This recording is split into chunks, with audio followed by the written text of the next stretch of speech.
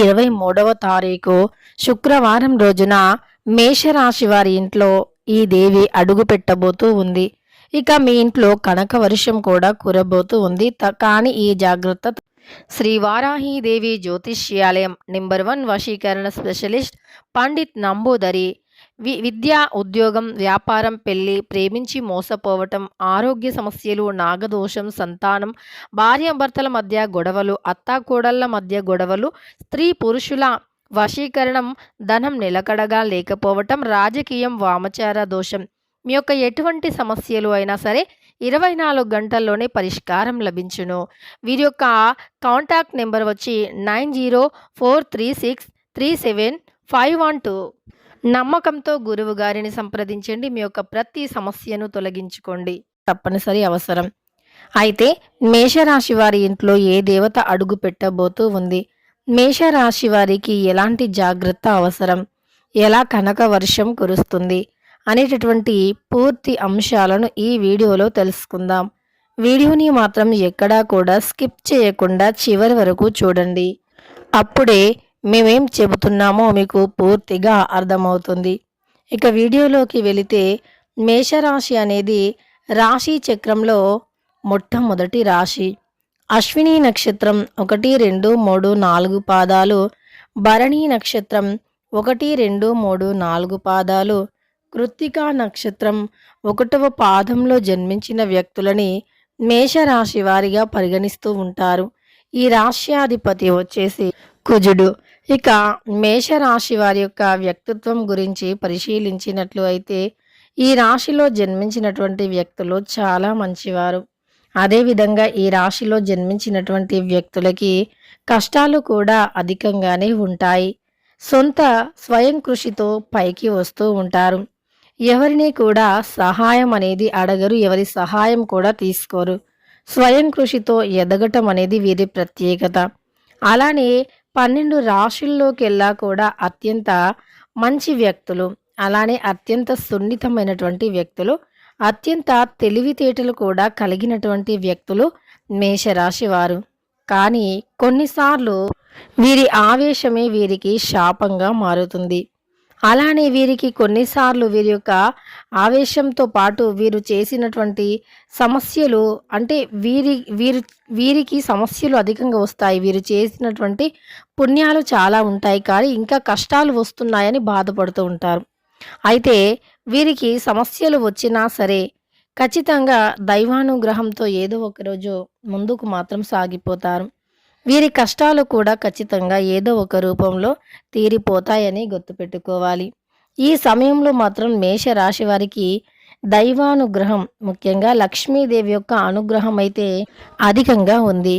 ఇక లక్ష్మీదేవి యొక్క అనుగ్రహంతో వీరికి అదృష్టం అనేది తప్పకుండా వస్తుంది. ఈ రాశిలో జన్మించిన వ్యక్తులకి ప్రస్తుతం నడుస్తున్నటువంటి గోచారం ప్రకారం అయితే తప్పకుండా శుభయోగం అధికంగా ఉంటుంది. శుభ ఫలితాలు కూడా అధికంగా రాబోతూ ఉన్నాయి ఈ యొక్క రాశిలో జన్మించిన వ్యక్తులకి. అయితే మేషరాశిలో జన్మించినటువంటి వ్యక్తుల ఇంట్లోకి ఈ సమయంలో లక్ష్మీదేవి రావటానికి సిద్ధంగా ఉంది. మీ యొక్క గ్రహచారం ప్రకారం గురువు మీకు అనుకూలంగా ఉంటే తప్పకుండా మీరు పట్టిందల్లా బంగారం అవుతుంది. అలాంటి గురువు యొక్క అనుగ్రహాన్ని అతి సులువుగానే మీరు పొందబోతూ ఉన్నారు. గురువు యొక్క అనుగ్రహంతో మీ సమస్యలు కూడా తొలగిపోబోతూ ఉన్నాయి. మరి గురువు యొక్క అనుగ్రహం కలిగి మీకు అదృష్టం రావాలి అన్నా, గురుబలం అనేది పెరిగి మీ సమస్యలు తొలగిపోవాలి అన్నా తప్పకుండా మీరు ఈ యొక్క నియమాలను పాటించాలి. లక్ష్మీదేవి మీ ఇంట్లోకి వచ్చి తిష్ట వేసుకొని కూర్చోవాలి అన్నా, లక్ష్మీదేవి యొక్క అనుగ్రహంతో మీ యొక్క సమస్యలు తీరిపోవాలి అన్నా ఖచ్చితంగా ఈ యొక్క పరిహారం అనేది చేయవలసి ఉంటుంది. లక్ష్మీదేవి ఎప్పుడైనా పరిశుభ్రంగా, ఇక దైవం యొక్క అనుగ్రహంతో మీ యొక్క సమస్యలు కూడా తీరిపోతాయి. అలానే లక్ష్మీదేవికి ఎప్పుడైనా పరిశుభ్రంగా ఉండేటటువంటి ఇల్లు అంటే చాలా ఇష్టం. పరిశుభ్రంగా సువాసన భరితంగా ఉంటే అక్కడ లక్ష్మీదేవి తిష్ట వేసుకొని కూర్చుంటుంది. లక్ష్మీదేవి యొక్క అనుగ్రహంతో ఇక కష్టాలు అనేవి ఉండవు. అలానే అమ్మవారి యొక్క అనుగ్రహం ఒక్కసారి మనం పొందగలిగితే మనకు సమస్యలు, దరిద్రాలు కూడా ఉండవు అని చెప్పుకోవచ్చు. అమ్మవారి యొక్క అనుగ్రహం అనేది పొందాలి అంటే కొన్ని నియమాలు తప్పకుండా పాటించాలి. ఇల్లుని ఎప్పుడూ పరిశుభ్రంగా ఉంచుకోవాలి. లక్ష్మీదేవి నామస్మరణ చేస్తూ ఉండాలి. అమ్మవారికి ఇష్టమైన వస్తువులను సంధ్యా సమయంలో ఎవరికీ ఇవ్వకూడదు. అలానే చీపిరిని కాళ్ళతో అస్సలు తన్నకూడదు.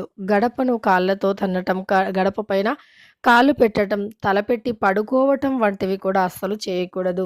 సంధ్యా సమయం వేళ గుమ్మానికి ఎడమ వైపు దీపం వెలిగించాలి. తులసి కోట దగ్గర పూజ గదిలో కూడా దీపాన్ని వెలిగించాలి. ఇలా దీపాన్ని వెలిగించటం వల్ల మీకు అమ్మవారి అనుగ్రహం అనేది తప్పకుండా కలుగుతుంది.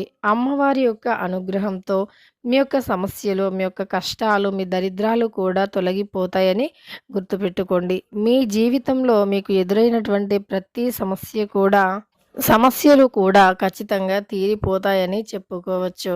ఇక మీ జీవితంలో ఉండే అనేక రకాల సమస్యలు, అనేక రకాల దరిద్రాలు కూడా 100% తొలగిపోతాయి.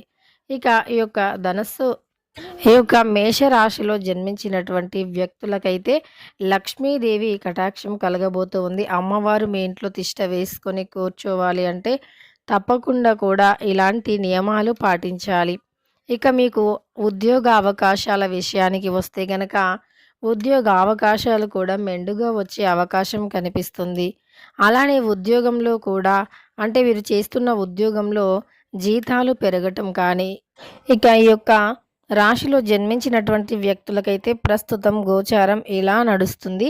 ఈ రాశిలో జన్మించినటువంటి వ్యక్తులకి లక్ష్మీదేవి అనుగ్రహం కలగటానికి కూడా కొన్ని ప్రత్యేకమైనటువంటి గ్రహాలు అనుగ్రహిస్తూ ఉన్నాయి. అందువల్ల మీరు కష్టపడితే తప్పకుండా కూడా ప్రతిఫలం అనేది ఉంటుంది. కష్టానికి తగినటువంటి ప్రతిఫలం తప్పకుండా ఉంటుంది. ఇక మీ సమస్యలు కూడా ఖచ్చితంగా తొలగిపోతాయనే చెప్పుకోవచ్చు. మీ జీవితంలో ఉన్నటువంటి అనేక రకాల సమస్యలు కూడా తొలగిపోతాయని చెప్పుకోవచ్చు. ఇక మేషరాశి వారికైతే లక్ష్మీదేవి అనుగ్రహం పొందటం కోసం ఎలాంటి నియమాలు పాటించాలి, అలానే మేషరాశి వారికి ఎలా ఉంది ఏంటి అనేటటువంటి పూర్తి అంశాలను తెలుసుకున్నాం కదా. వీడియో నచ్చితే లైక్ చేయడం మర్చిపోకండి. ఇలాంటి ఎన్నో వీడియోస్ కోసం ఛానల్ని తప్పకుండా సబ్స్క్రైబ్ చేసుకోండి. ఇక ఈ యొక్క మేషరాశిలో జన్మించిన వ్యక్తులకి ఈ విధంగా ఉంటుంది. తప్పకుండా వీడియోని లైక్ చేసి, షేర్ చేసి, సబ్స్క్రైబ్ చేసుకోవడం మర్చిపోకండి.